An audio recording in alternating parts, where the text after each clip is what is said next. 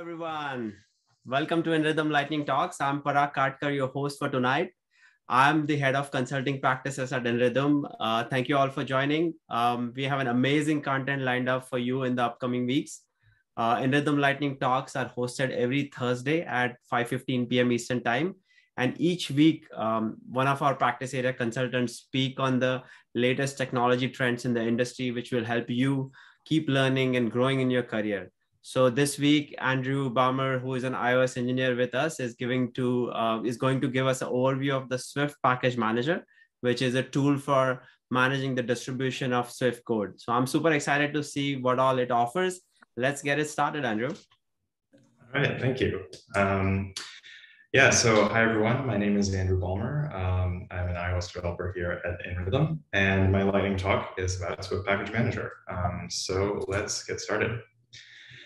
So starting with an overview, to understand what Swift Package Manager is, we need to understand what a Swift package is. So a Swift package is a bundle of reusable code and or resources. So I can have code, I can have resources like image files, audio files, JSON files, and so on.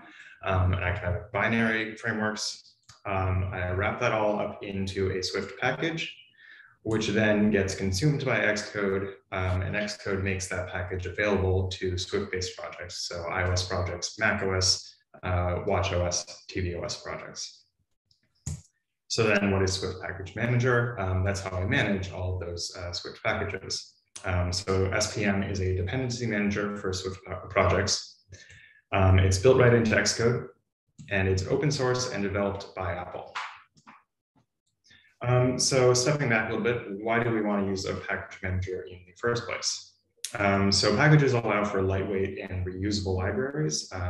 They allow us to really modularize our code and decouple it and kind of follow software engineering best practices. They also help us to reduce code duplication. And then a package manager gives us control over dependency versioning. So if I have an iOS app, and it depends on version 3.0 of a particular package, and then the developer of that package updates to version 4.0, I want to make sure that version 4.0 doesn't break my app. So I want to have control over whether and when my project updates to the latest version 4.0 of that dependency. So package manager gives me control over the dependency versioning and when I get to update to new versions. So let's talk about alternatives to Swift Package Manager. So Swift Package Manager was released in 2016, but I would say it has only kind of reached its mature state in terms of feature set that makes it really kind of usable and useful to a majority of projects. It's only reached that state in the last maybe 2 years or so. And so in the void, there were two main alternatives to SPM. Cocoapods and Carthage, and both of these have existed long before SPM was on the scene at all. Of the two, Cocoapods is definitely the more popular option. I would say most people are familiar with Cocoapods, fewer people are familiar with Carthage. I myself have only used Cocoapods, so I'm going to talk a little bit about that today. So Cocoapods is a third-party tool. It requires installation. It requires manual dependency resolution. So to resolve my dependencies, I need to leave Xcode, go to the command line, run Cocoapods, run pod install, and then go back to Xcode and continue working on my project. With Cocoapods, you define your metadata for your dependency in a podspec file, and then these podspec files need to be uploaded to a separate specs repo. And then consumers of my Cocopod, they need to reference the specs repo in order to get the metadata about the Cocopod and then know where to download the Cocopod from. There's no GUI for Cocoapods, so you have to use text files and the command line to manage your dependencies and manage Cocoapods. And Cocoapods files are written in Ruby. So let's compare all of that to Swift Package Manager. So Cocoapods is a third-party tool. Swift Package Manager is a first-party solution developed and supported by Apple. SPM is built right into Xcode, so there's no installation. It works right out of the box. SPM resolves dependencies automatically. So when you launch Xcode, it will resolve all those dependencies. No need to leave Xcode and go to the command line. With Cocoapods, you have to define your pod spec file and upload that to a specs repo. With SPM, you define your metadata in a package.swift file, and that file lives in the same repo as the package itself. So no need to manage an entirely separate specs repo. SPM has a GUI that's built right into Xcode that makes it really easy to see and manage all of your dependencies. And then package files are written in Swift. So there's no need to learn or become familiar with Ruby in order to manage your package files. That's all just right there in Swift code. Aside from all those things, I would say probably the big difference between Cocoapods and SPM is reliability. So Cocoapods kind of does a lot of work behind the scenes to download the dependencies and then kind of pull a bunch of levers inside Xcode to kind of trick Xcode into knowing how to work with all those dependencies. And with everything that's going on behind the scenes, I always have to wonder, is it magic? And there's just a lot that goes on with Cocoapods that I don't fully understand everything that Cocoapods does, and I think that's probably typical of most iOS developers. They just kind of trust Cocoapods to do its work. The problem with Magic is Magic can be unreliable and unpredictable. And so people who are familiar with Cocoapods are probably pretty familiar with inexplicable build errors and the whole process, the whole routine that you have to go through to resolve those build issues, which usually involves something like going to clean build folder and then delete derived data, and then pod deintegrate to remove Cocoapods entirely from the entire project, and then pod cache clean to clean all the Cocoapods caches, and then you have to run pod install again. And that whole routine is really time consuming and it's tedious. It doesn't always work the first time. And it also increases the development time because once you clean all your caches and delete derived data, then Xcode has to build everything again, compile everything again from scratch. And in bigger projects, that can really take a lot of time. So Cocoapods is really kind of it can be unreliable at times, and it's a big time waster, or it can be a big time waster. So compare all of that to SPM, which is a first-party solution developed and supported by Apple. So Cocoapods, Xcode doesn't know anything about Cocoapods. So Cocoapods is kind of sitting outside of the system, trying to make the system work for it. Whereas SPM is the other way around. So Xcode knows about SPM, Xcode knows how to work with SPM, Xcode is optimized for SPM. And so in my personal experience, having used SPM as my dependency manager for a fairly large project, I found it to be much more reliable than Cocoapods. So many fewer build issues. I never had to go through the whole routine I just showed of resetting, of clearing caches. And also the build times tend to be much faster with SPM. So I just found it to be much more reliable, and it was really nice to be using a first-party solution. So I'll go through a little bit of SPM in action.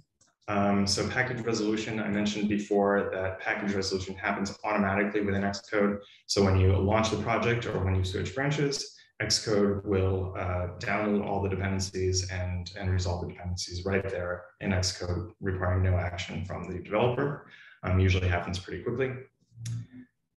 Adding a package is pretty easy. So you can right-click on package dependencies, click add packages, then you get a GUI where you can paste your package URL and add the package. And that's all it takes to add a new package. And then managing your package versions, you also have an interface for that. So Alamofire here is set to load up to the next major release version of Alamofire. But I can change those settings. I can set it to load up to the next minor release version. I can set a range of versions, or I can set an exact version that I want for my dependency. I can also set the specific branch that I want to use, or I can set a specific commit that I want to use. Now, in addition to loading external packages from repositories hosted outside of the project itself, I can use SPM for local packages. So if I have a project and I want to modularize the code within my own project, I can do that with SPM. And I'll do a little bit of a short demonstration of how that works. So here I have a landmarks app. This is adapted from code that Apple provides on its website. It's a list of landmarks here, and then a detail screen where if you tap on those landmarks, you get some details about the landmark.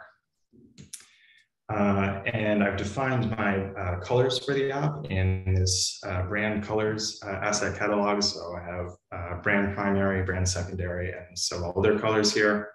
And then I have an extension on the color type that gives me access to those colors within the code. And then I have also defined brand fonts. So here in brand fonts, I have defined the font family that I'm using, marker felt, and the different font sizes, and then also different font types. So the title, the headline, body, caption, and so on. And then I use these colors and fonts throughout the app. So in landmark row, I have the brand font body and the brand primary color. In the circle image, I've defined the color of the stroke around the circle. That's brand secondary. And then in landmark detail, I have my different colors and fonts used throughout the detail screen. So what if I want to modularize my code and move my styles into a package? Well, that's really easy to do with SPM. So I can go to File, New, Package. And then I'll name this brand fonts. And I will add it to my landmarks app.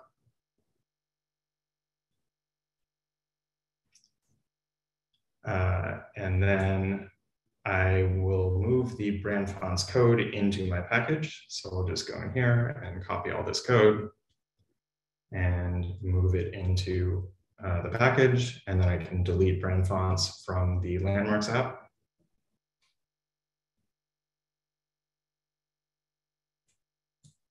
Now I need to add the package to my landmarks target. So in the project settings for landmarks, I can scroll down to frameworks and libraries and add brand fonts. And then I need to go into the metadata for the brand fonts package, and I need to specify the platforms that brand fonts is going to be available to. So I want to say that brand fonts is available to iOS projects starting from iOS version 14.0. Define that here.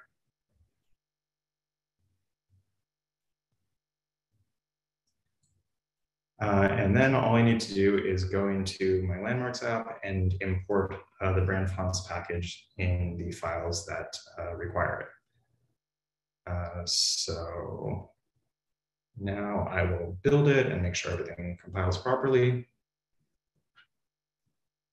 And build succeeded. That's all it took to create a local package for my app. Now, fast forward a little bit, I've done a little more work here. I've moved brand colors also into its own package. Now Landmarks app is referencing the brand colors package for its colors.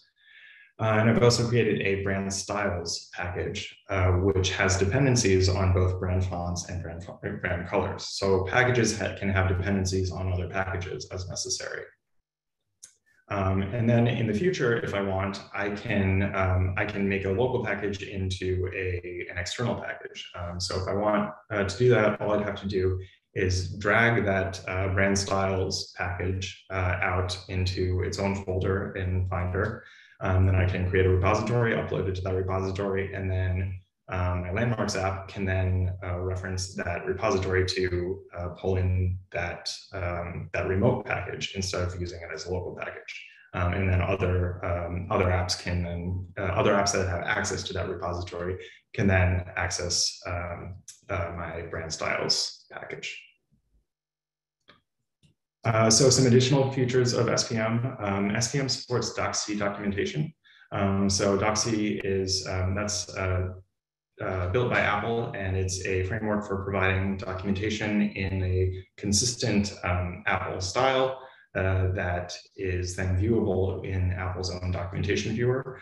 So if I have a package, and either if it's an internal package that's used within my company, or if it's an external package that I'm distributing to the world, I probably want to have pretty good documentation for that. And Doxy documentation makes it easy to build like really, really nice, colorful, robust documentation that makes it easy to understand what's going on with my package and how to use it. I can also add tutorials with Doxy documentation, so both individual tutorials and tutorial collections.